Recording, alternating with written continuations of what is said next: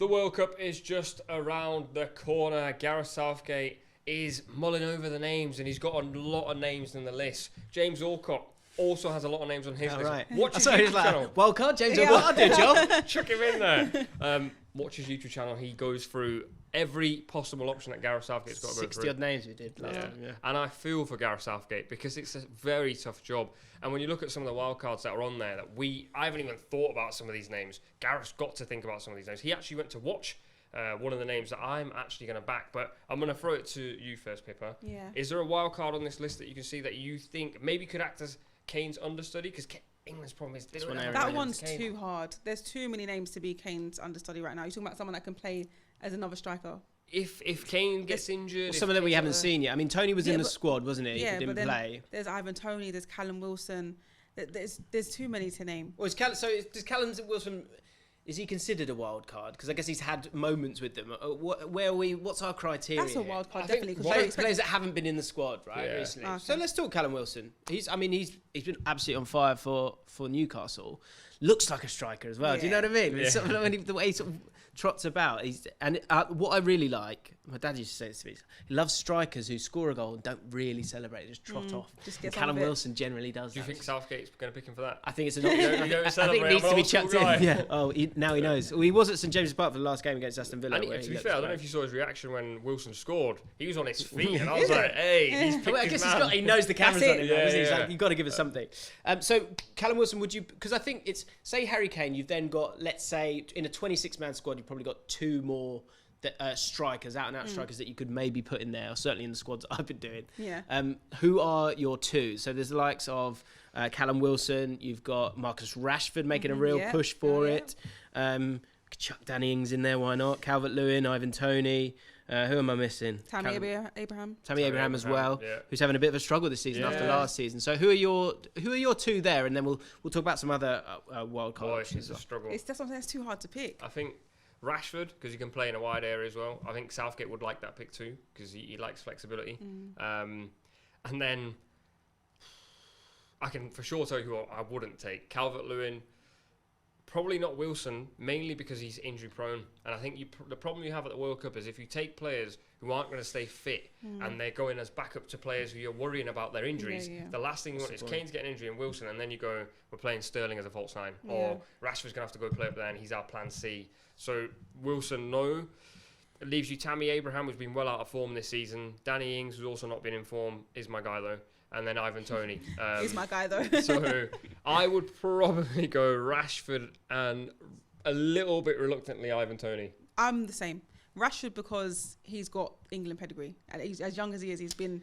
And the story's there, isn't it? Isn't it, guys? It's coming out. Rashford, he's like a young national hero already. So yeah, he has to be in there. And then for me, I couldn't decide between Callum Wilson, Ivan Toney, DCL and Tammy Abraham. But Tammy's out of form, like you said.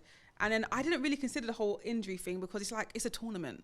You don't. It's like it's different over a season. It's really unfair to not put him in based on that alone. But at the same time, it's the sensible choice. Yeah. I agree with you both. I would go Ivan Toney and Rashford because Rashford's got form on his side as well. And I think he'll see that story of like, oh, let me put this right. You can see it, can't you? The comeback story. And on top of that, Ivan Toney, I don't think he doesn't miss penalties. And that was the... This scares me. I wish we'd stop talking about this. What do you mean? This was what broke our hearts in the summer. Again, you're writing the story there. Yeah. He is guaranteed that last time he missed a penalty was in League One against for Peterborough.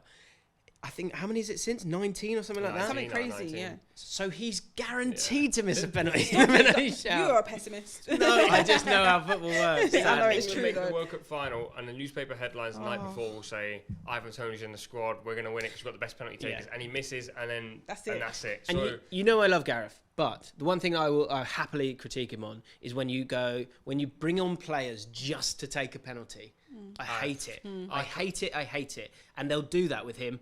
Understandably so, but it's just all gearing up for this one. You just see it coming. I like the goalkeeper switch. I can back a goalkeeper switch. Yeah, because a little bit of chaos in the minds of the opposition. I don't like that though. But I think certain goalkeepers love being penalty stoppers. Tim Krul said it himself in so many interviews that he loves saving penalties. Yeah. And I don't think it's very different to a striker, because like strikers almost need like a shot that goes wide to go, we're in the zone. Yeah, the first you come on and you go, you got to take a penalty in the World Cup final. Listen, if I'm a striker, I'm going, I'm out, man. Like, give it to Wilson. He's not even on the plane. We veered off topic here, so let's get back.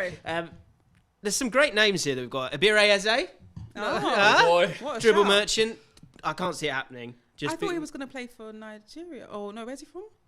Well, he's played for the under-21s for England. But yeah, I guess that's a choice that he can make. I don't think they would take him anyway, because they don't want to take Maddison. They don't want a number 10, it seems like. So that's out of the question. James Tarkowski. I said this one. Centre-backs, 76% success rate with his aerial duels. That's outrageous.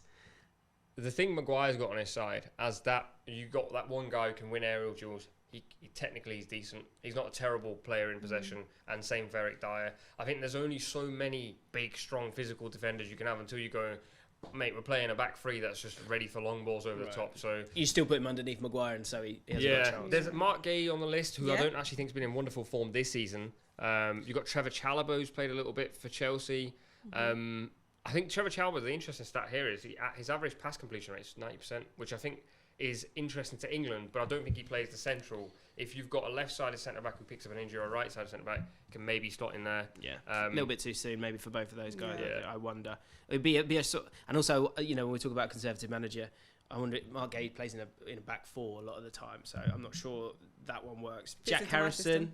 On the left-hand side, 1.9 key passes per game, 5 big chances from his 11 starts, would fit the profile a little bit in terms of getting crosses into the box, but again, I think we're clutching at thin air a little bit. Harvey Elliott and James Maddison are two that I would like to talk about, because I think, and maybe one more, Ryan Sessegnon, I think those are the three, in terms of people that haven't really been involved, that I can legitimately see. Like Chilwell, we don't know the truth about his injury at this moment in time, but if he's not available, you're then sort of looking around, and there's, I know every Newcastle United fan loves to tweet me and tell me about Dan Burn. I think he's wonderful, but I don't think they need him. But you would need a second left back, and Sessegnon might be the shout for that, in terms of someone who's really was a winger for a long time and has that finishing ability. His conversion rate's 15% this year, which is pretty strong. It's obviously for a left wing back or right wing back. The thing here is, like, in my personal mind, fullbacks, I've got 4, maybe 5. So you've got Trent. I think there are rumours that Walker will be fit. I think if Walker's not fit, then maybe you go, if we need another one, then it's maybe Sessegnon. Then I've got Trippier who can play that side. You've got Shaw. And then you've got Chilwell. Again, we don't know if he's going to be fit. I think if Chilwell and Walker are not fit, you might throw Ryan Sessegnon into the mix.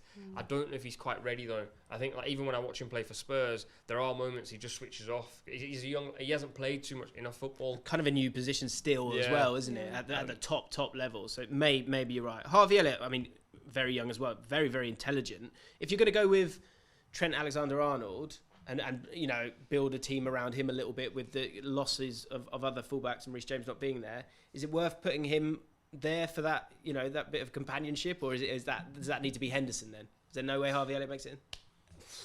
I've said this before. I said I'll pick Henderson. Everyone says it's too boring, too pragmatic. Done it before. It's not the player you want. Whereas I don't think it's time to be taking risks and making too many changes if you want to. This is every England fan's dilemma. We all kind of want something expansive, but we're kind of like, I don't mind. It's not the time. It's not the time. If you want to build on the success you had in the last summer, like we were almost there. Got to a final. 4 years time, you're saying, Harvey. That's where he gets in. Maybe. I know it sounds harsh because I love Harvey Elliott. Yeah, a good young player. Is he ready? I don't know. He looks ready. He's a good footballer, but I think if you're going to play him as the right-sided 6 or 8, I don't actually think he does a good job of protecting Trent. Got a shot on him though. I think the best game he's played is the game against Man City, and they really were quite aggressive and assertive. Yeah, and I'm not sure you're totally going to get that with England and how they set up. Final name, and it's the right one to finish off with. Some people talk about Ruben Loftus-Cheek. He can play in a few different positions. Again, I don't think he really fits what's needed. No. But James Maddison in a 26-man squad, when you might just need someone with that little bit of arrogance to grab a goal, I feel like he has to go. When you hear that name, you kind of expect him to be in the England squad. Yeah, I'm amazed that he's not been given an opportunity up until now. I mean, he's at the peak of his powers. He's playing as good as anyone in the Premier League at the moment. He's played 11 games, 6 goals, 2 assists. Last season he was also brilliant as well. 12 goals, 8 assists. The thing for me is in every team you need a little bit of chaos, and you need someone who goes, I'm done with this system. Like, let me just have a pop from 35 yards out. Vincent Kompany. Yeah, let's not pass it again. I'm going to whack it in the top corner. Yeah, you need that when you go to international tournaments. And I think we just mentioned some striker options. None of them are that. They're all number 9s. They're all going to go and score a tap in if they can. Give me a number 10 who can do something. Who's in form? Who likes Stormzy? James Maddison is the guy, man. So random. How important is the currency of form with this? Because I'm always a bit nervous in terms of going, you don't chuck everyone in just because they're in good form. You need someone with that. But you need 1 or 2, like Nubaid's saying. No, you need people that's in form, definitely, but you need more players, for me, I think, that's had that England experience. So you're saying no to Maddison?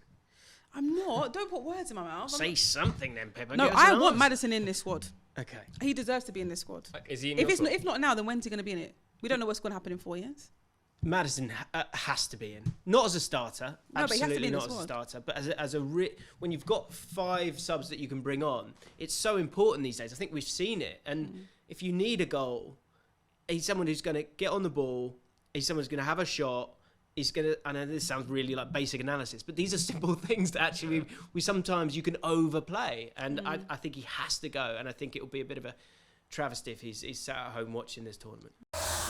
Thanks so much for watching ESPN on YouTube. And for more sports highlights and analysis, be sure to download the ESPN app. And for premium content and live streaming, subscribe to ESPN Plus.